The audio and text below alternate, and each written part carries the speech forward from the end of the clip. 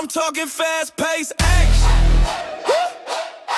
I'm talking lights, camera, action. You better be about that action, cause ain't no need for no act. Talking hits so hard they breaking backs. Yeah, I ain't with all the chitter chatter, only talking facts. Yeah, it's the NAL, we be playing indoors, no outdoors, and it ain't on the ground. It's the NAL, it's the NAL, it's the NAL, it's the NAL. Ooh! I said the NAL, the NAL, the NAL. Welcome, ladies and gentlemen, to Week 2's edition of NAL Gameday. I am Jeremy Renier.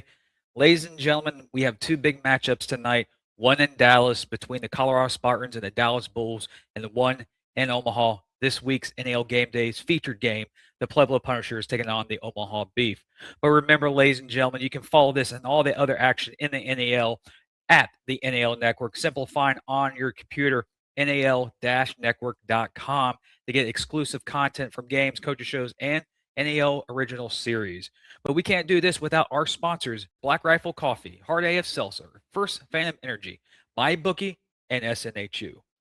Two big games, Spartans, Bulls, Punishers, Omaha, all tonight on the NAL Network. And also there's a third game as well. Salina made an official statement today on their social media platforms that their game will not be streamed on the NAL Network, but do go to their social media platforms for score updates and more information, all related to the Salina Liberty. Do a little recap of Friday night action in Amarillo. The Amarillo Warbirds fall to the Sioux City Bandits 53-6 by an explosive air raid led by Lorenzo Brown and the Sioux City Bandits. Big win for the Bandits on the road. The Amarillo Warbirds fall to 1-1 on the season, while the Sioux City Bandits kick off the 2026 season with a 1-0 victory. Also in Louisiana, the Louisiana Rougarou fought back from a 12-0 deficit to tie the Southwest Kansas Storm, but Matt Struck and Washington had a unique connection at the end of the game to get the Southwest Storm's late lead, and they held off the Rougarou in the fourth quarter to secure their first win in the 2026 season. More of this, more highlights, more coverage this week on Inside the Walls podcast as we break down the action of Week 2. After this break, we'll get to our guest for this episode and this edition of NAL Gameday.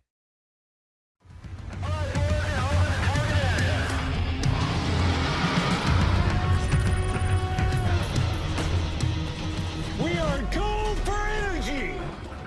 Send it. Incoming! Put the money in the bag, man.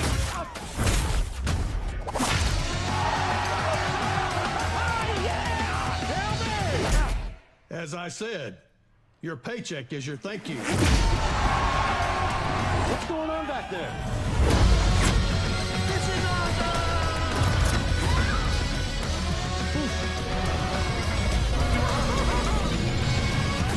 Welcome to Earth! No. Who's flying the plane? Get cockpit. Go. God. Black Rifle Energy, dropping near you.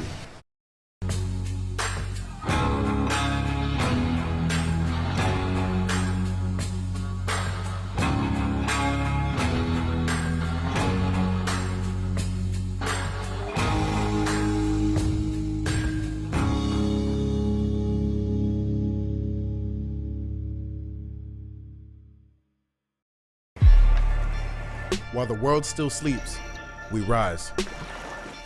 When others find excuses, we find strength. This is where the work begins. Late nights, early mornings, this is who we are. Discipline is our lifestyle. We push through the sweat, the pain, and the doubts. When the road gets tough, we get tougher. We don't settle for average, because we're not average. We aim higher, hit harder, and dig deeper. Each day, we work to be better than the last. Success isn't handed to us, it's earned. Because in the end, we're the ones who rise, the ones who conquer, the ones who win. Welcome back, ladies and gentlemen. Remember that tonight the games are exclusively on NALnetwork.com. That's NAL-network.com. Click on your favorite game. Enjoy tonight's games and action of your favorite NAL team. And remember, today's featured game, Punishers, Beef. I had an opportunity earlier this week to sit down with no other than the running back specialist machine out of Pueblo. Here's our interview from this week's episode of the Inside the Walls podcast with Joel Shaw.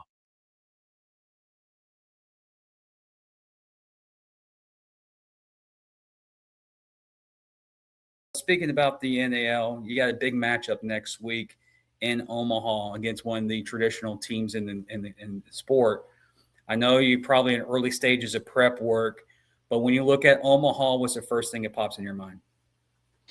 Tough, rowdy, close-knit machine. So it's going to be loud in there. It's going to be rocking in there. I've been there in Omaha when I played in the CIF with Billings. So I know how it gets over there. They're going to be ready. They're going to be coming out there talking aggressive. And, you know, that's the game of football. Like, you know, it's dominance. They're going to try to assert their dominance just like we tried to assert our dominance against Colorado. So it's going to be a very tough battle. And whoever wins the war of attrition, the discipline is going to win that game. Whoever decides to make sure that they do their job on every play is going to win. That's who's going to win the game. And of course, that game is on Saturday. If my schedule is correct, then you go look it up. I'll put it on the screen here in a second so the fans know exactly when the game is. But it's also your first official road trip as a team, and you've been in indoor football for a while. You know how indoor trips go, and I've heard stories from multiple players from different leagues. A team really doesn't truly come together until the first road trip. Is that true? I believe so. That's when you know what you're made of. There's no coming back. We're going to a place with no return. We get on this bus. Everybody make sure that you got what you need. Leave the women and kids at home. Let's go. So that's definitely has a part to it because, you know, on that road trip, it's just you against everybody. You right there with the fans. Nobody like you. What? You could give up a play. Don't give up a play, a bad one. You could be see if your teammate's not really in there and they're not locked in, you get the pointing fingers. Oh man, you supposed to make that play. It's over with. You done already lost. And then I've heard some interesting stories about road trips for multiple teams. There's some I've heard about Sioux City and Omaha that they know who you could say class clown is on the bus. There's always that guy who's the class clown. They're the bus clown. There's the one that's serious, and there's the one that's trying to trade stuff. Like, hey, you want this? I'll give you this. And it's like a miniature business inside of a bus when you guys are traveling to a different location. So I've heard some wild stories, and I've heard a lot of stories where teams, after like a tough loss on the road, especially when they travel, they come together on that road back home, and the whole season turns after that road trip. It's like everyone gets focused, and you've been a part of some of these teams over the years because you've played a couple years in the indoor game. Is road trips that bad compared to a home game? What would you rather do, get on a bus and go beat someone on the road, or stay at your home location where you're just my apartment or my house is just down the street? What do you prefer as a player? I feel like as a player, the player in me, I would rather go, let's go take this trip. Let's go spoil their homecoming. Let's go spoil whatever we need to go spoil and do it on their field. Because it is at some point, winning in somebody else's house, it means something. It says something to you. Like, it's comfortable when you're at the house. When you're at home, everything is how you want it. You got your routine how you want it. It's easy. It's comfortable. It says something when your team is going on the road and they're putting on the same performance that they're putting on at the house. So what is your go-to on your road trips? What do you do? What's your mindset? What describe a Joel Shaw road trip? What, especially if it's a bus, what do you do? How do you keep your mind focused throughout that trip? Going to sleep. I don't want to think too much. I feel like a lot of people psych themselves out. And like I said, football is football no matter where you play it, no matter what league, home, away. Football is football. So I'm not even going to try to psych myself out. Just to get myself ready, get myself comfortable. The work is already put in. The work was already put in Tuesday, Wednesday, Thursday in the off season. So there's no point in me psyching myself out. I know I come to practice hard every day. I come out to work with my hard hat. So Saturday, that's the reward. That's the rewarding part. the fun part. We went to work all week for this, so I'm not even gonna psych myself out. Just go to sleep, put some music on, and get myself ready to just think about and visualize my 1-8. Visualize my 1-8. For the entire interview of Joel Shaw, please visit Inside the Walls podcast on all social media platforms to get the full interview with myself and Joel Shaw about his experience in Pueblo and his football career and what the Pueblo Punishers and himself think of the future. Also, earlier today, I had the opportunity to sit down with head coach Brendan Negron of the Omaha Beef to discuss camp-like atmospheres, key battles, key players, and what he expects for the Pueblo Punishers today in the big matchup that's exclusively live on the NAL Network. Here's our interview.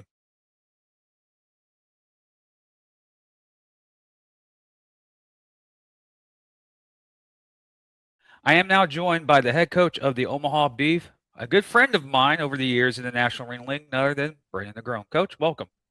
Thank you, sir. Good to have you. Good to be here, rather. Good to see you, rather. Good to have. Oh, so now I'm on your show. Okay, You're in my locker room right now. Good.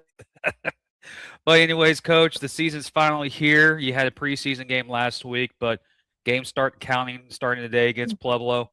How's the offseason been treating you? How was camp? Any players that stood out to you to mention on your way to get the toe hits letter here tonight against Omaha or against Pueblo? Excuse me, Pueblo. you are Omaha. I am Omaha. Yeah. So camp was great. It was competitive, which is what I wanted. I got to see what I needed to see from the athletes that we signed, and that's the whole group, all 35. Off season was great. I mean, I worked the business side obviously, and they do it right here. I mean, anybody knows Ricky Burtz knows that he's all in when it comes to the off season. He wants to win the off season as much as he wants to win in season. So it was great. But came out of camp excited, of course, through the preseason game. A good win over St. Joe's. We made some mistakes, which keeps me employed. Right, I get to be a coach. But we did a lot of great things, and I'm really excited about just the team overall. As far as individual players. I've said some of the names I'll tell you, on other shows and throughout. Obviously, I'm excited about David Ross. He's worked hard in the weight room. He's worked hard training in terms of how to be the running back that we need him to be. The running game's important to our offense, and I just think David Ross is going to have a breakout season. Obviously, the defensive side of the ball, I love having Rudy Naguni back.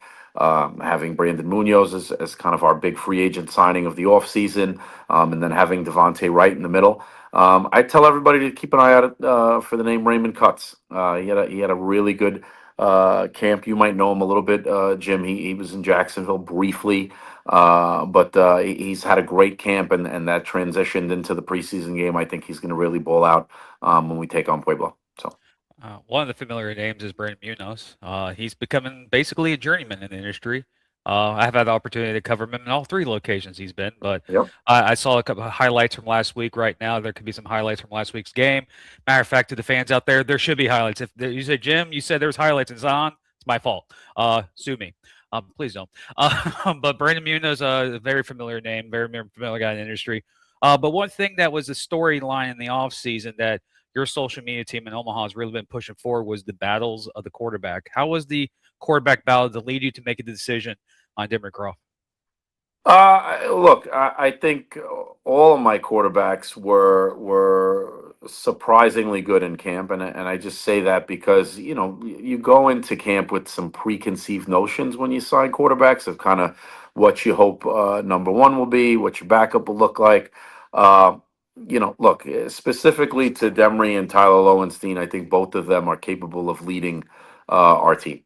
I think Derek Curtis is well on his way to being a serviceable backup in the NAL. There's nothing wrong with that. You look at all levels of football, you need a backup quarterback. And usually your backup quarterback is an extension of your coach's room. So Derek Curtis is just very cerebral, loves the team, and just offers that balance in the room that we need, kind of that voice of the guy who's playing on the field, but also understand the coach's mentality. But when you look at the number one, Demery won the job as far as I'm concerned. And it's just the way he established himself from day one up until whatever it was, day 7, day 8 of camp, how he led the team, how he carried himself from the huddle to pre-snap. He does some things athletically that I think are just a little bit more advanced, just because of his time in the game. Tyler Lowenstein is going to be a baller. It's going to happen soon. Obviously, I'd like it to happen here. He can make any throw on the field with ease. He's only 4 years into football. He's a baseball player, so he's still learning the game. He's still learning to read coverages. He's still learning how to mitigate mistakes, and I just think that some time watching Demery will be good for him. But I think Tyler Lowenstein, whether it be in Omaha or somewhere else, is going to be somebody's number one quarterback at some point. And if everything turns out the way I want it to, Demery will have a breakout season, get discovered, move up the ladder, and finish out his career at some of the higher levels that I know he wants to play at. And Tyler will be leading this team at some point. So everything is playing out the way I think it should. We made the right choice to start the season. Well, it seems like you know who QB1 is. You've seen the players that have established what the culture is going to be in Omaha this year, and now the focus switches to a team, an expansion team, that has raised some eyebrows around the league in the first couple of weeks. You can say they're a very good coach team with Coach Brooks and Coach Solo, but they also have a running back there that seems like he can go off any moment in Joel Shaw. What does Pueblo bring to the table that you, as a coach, to game plan against them? Because they have more multiple weapons than just the running back squad. They have a quarterback that's very mobile, and he's better when he's on the run. Yeah. So they bring a lot of unknown, and as a coach, that's not always ideal when you're the opponent, right? I speak a lot about preparation, and I put a lot of value into my ability to prepare, especially against my colleagues throughout the league. I just think preparation is something that we're really good at in Omaha, and Pueblo doesn't give you a ton to work with because they are so dynamic and a little bit unpredictable in terms of what they do. And look, I had Josh Hollins here last year. I know what he's capable of doing athletically. I've coached him and I've coached against him. He was in Sioux City in 24 when I was in Carolina, first time they came and played in Greensboro. Look, the kid can ball, and he's playing with a chip on his shoulder. He feels he's been overlooked, and that's always dangerous when you give a guy that belief, when you believe in him and he's been overlooked everywhere else. He's got some things to prove. I have a similar makeup with Demery Croft, who feels he's been overlooked, right? So you got two quarterbacks that are playing with chips on their shoulders. I know Josh is playing with a chip on his shoulder, and given his history here in Omaha, is coming here with a multitude of motivations beyond just winning the game. As far as Joel, I'm not surprised. I mean, I knew he was going to be good. He's a big back. He runs hard. He runs downhill. He can make people miss.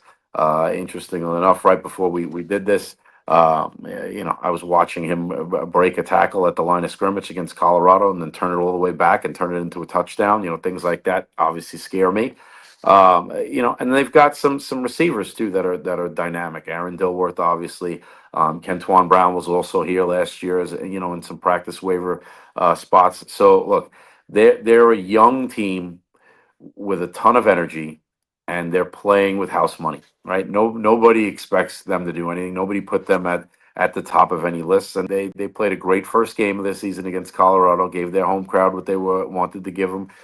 Took care of business. It's different here in Omaha, so I'll just say don't change the channel. Well, this is a pregame show in NAL Gameday for the people who are watching, especially if you're in Omaha. Where can they call or go to get tickets now to get to tonight's game against Pueblo? We're real close to sold out, so you're going to want to go to the box office at the Liberty First Credit Union Arena. Groups of 10 or more, you can still call the beef office 402-346-2333. But if you're looking for single game tickets and you have under 10, you're going to have to go to the box office and buy them on site. But I could tell you, the Beef Nation faithful are representing in full force. We expect to sell out tonight. Look, we're not going to make this easy for Pueblo by any means. So come on down to the slaughterhouse. We hear the temperature is supposed to drop here in Omaha in the next couple hours. It's always 72 degrees and sunny inside the arena. So can't wait to see everybody. And, as always, go Beef. That's Coach Negron. I'm Jim Renee. More next here on NAL Gameday after this. First Form protein bars and sticks. High protein, maximum taste. 20 grams of protein in every bar. 18 grams of protein in every stick. Gluten-free, no artificial flavors, just pure fuel. First Form. Shop now. It's always a pleasure to have Brandon Negron on the show. As you know, as you heard in the interview, we've had many interactions over the years, and I've watched him go through team to team, but it's glad to have him on the show to break down what's going on in Omaha. And remember, you can follow all the action tonight on the NAL Network. That's NAL-network.com.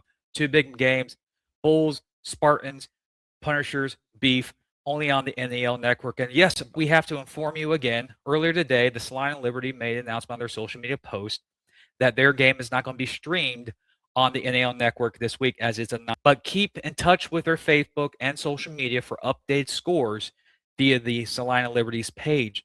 And we'll do our best here to get all the highlights to you, the fans, later in the week, to show you what's been going on in Salina.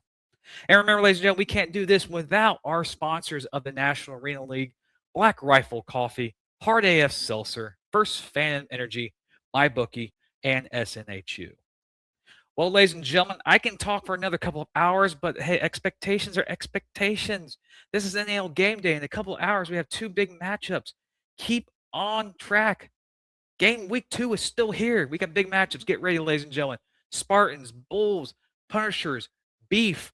With tonight, only on the NAL Network. I'm talking fast-paced action. Woo!